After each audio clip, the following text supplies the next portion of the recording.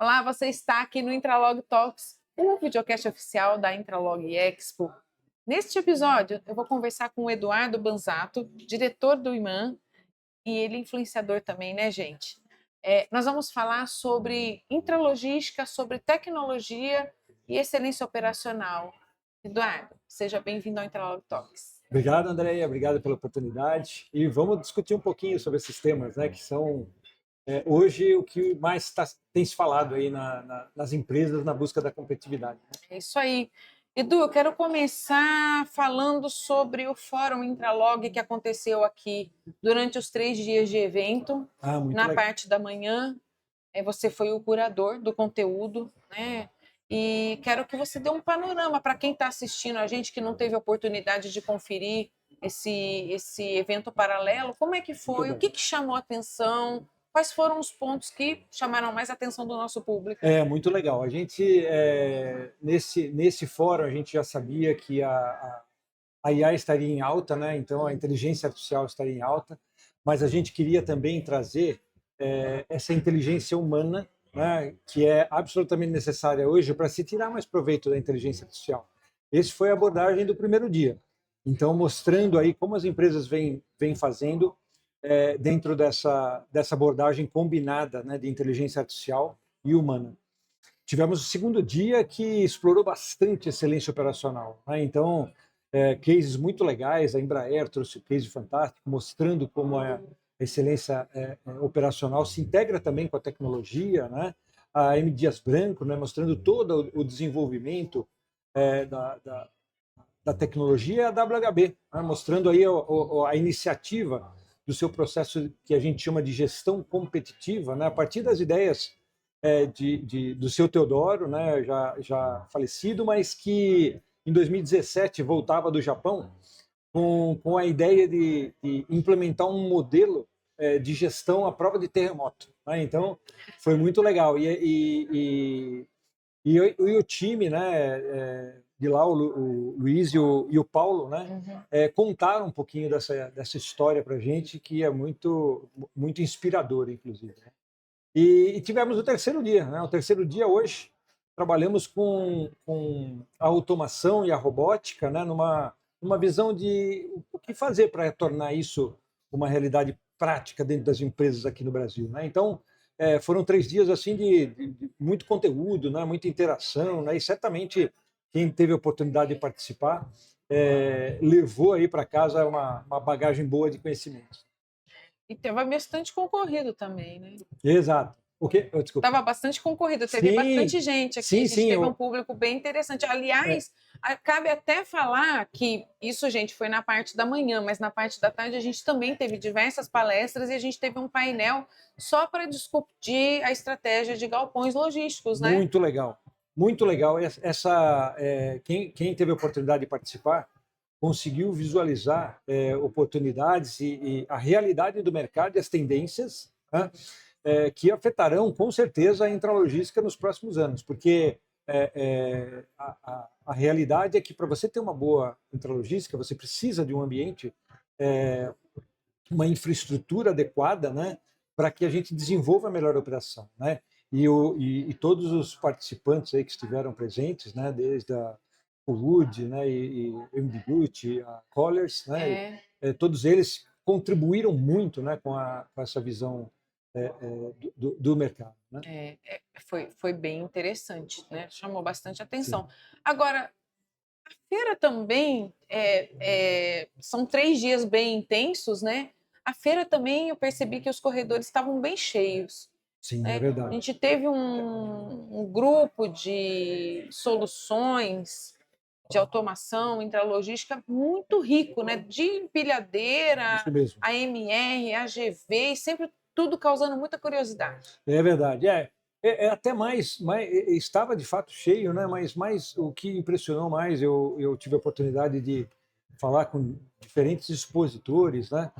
E o que é muito legal é que a gente está conseguindo atrair um público com um foco muito específico, sabendo o que quer, né? Um público da área, que a gente chama de público qualificado, né? Que esse é o grande desafio de todas as feiras, né? Trazer um público qualificado e que veio também em quantidade, né? Então, mas cada vez mais a gente sente que a qualificação está acima da quantidade, né? Dentro desses eventos e isso é muito gratificante porque a nossa estratégia da própria Intralog, né, é ter essa abordagem de trazer cada vez mais público qualificado e decisor. Então, quem hoje está pensando em desenvolver um investimento nessa área de excelência operacional através da intralogística, não pode deixar de participar de um evento como a Intralog. O que chamou mais atenção sua aí fora, na área de exposição? O que chamou muito a atenção, né, eu vou destacar pelos participantes, não vou nem falar por mim, né? Mas, primeiro, muitas, o que me deixa satisfeito é ver que muitas empresas do exterior começam a enxergar o Brasil como realmente um potencial, né, de se desenvolver soluções que inicialmente eu percebia que não era muito foco, né? E agora a gente começa a ver esse foco no mercado sul-americano, né? Outra coisa que chamou a atenção, a gente viu muitas soluções autônomas, né? Então, veículos autônomos, seja veículos de movimentação horizontal, como vertical, como empilhadeiras, e outras tecnologias, o que nas feiras anteriores não tinham em tanta intensidade, e soluções de fora do Brasil como soluções desenvolvidas no Brasil, né? Isso também é deixa a gente muito satisfeito por ver que existe desenvolvimento tecnológico também aqui, né? Então, isso que potencializa. Me parece, inclusive, eu andei aí, conversei com muita gente, passou muita gente por aqui, muita indústria brasileira. Isso, né? exato, exatamente. Isso chamou atenção. Exatamente, isso e obviamente essa integração, né, de tecnologia nacional com tecnologia de fora, que muitas vezes faz os projetos, né, mais complexos se viabilizarem, né, dentro dessa jornada que a gente tem hoje de acelerar a intralogística e a automação no Brasil todo. Edu, você também, o Grupo IMAN divulgou uma pesquisa aqui, né? Falando aí de intralogística, os pontos principais que vocês deduziram dessa pesquisa. Olha, a pesquisa para a gente trazer um pouco da realidade de mercado, para a gente não ficar com aquela visão muito futurista, sabe?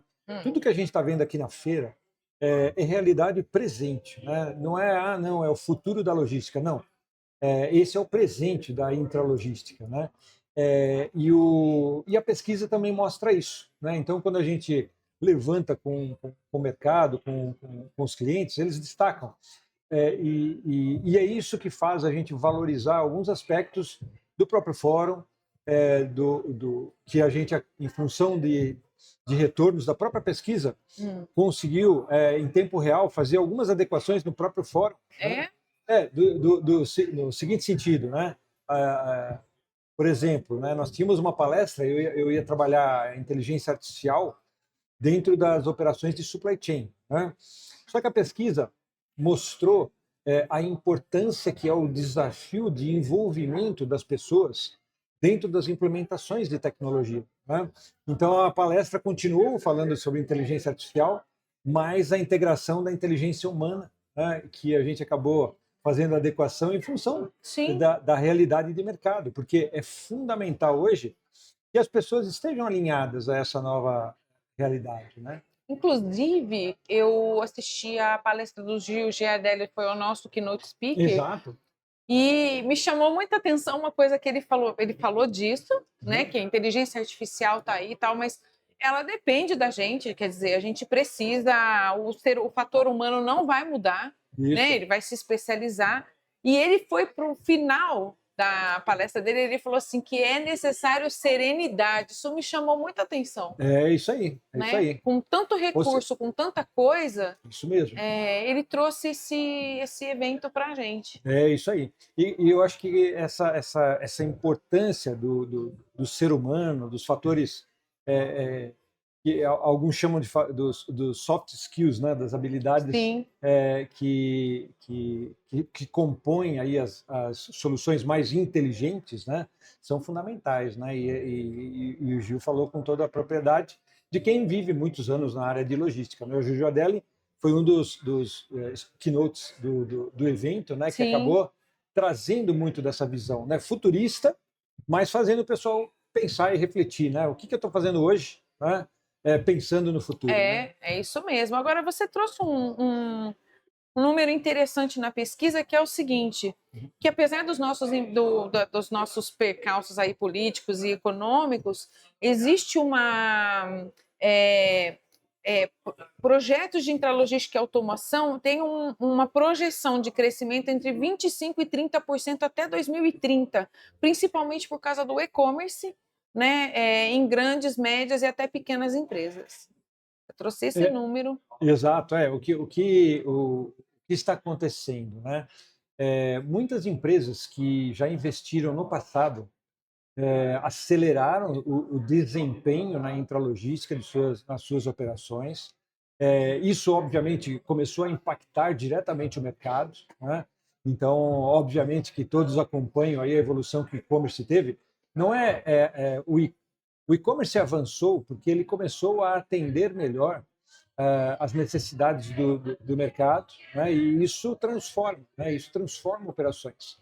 E isso continua acontecendo numa escala cada vez maior. Por quê? Porque os profissionais que antes não enxergavam como a automação e a tecnologia impacta no nível de serviço, começam a enxergar os investimentos em intralogística e automação com um retorno, não apenas retorno sobre investimento na redução de custos de mão de obra ou custos operacionais, mas sim na forma de alavancar mais negócios, vendas, participação de mercado, ou seja, impactando mesmo os clientes, né? Mostrando que não se compra mais apenas um produto, né? Se compra um produto, né? Mas se quer receber numa condição específica, na quantidade específica, na qualidade específica, né? E isso faz muita diferença.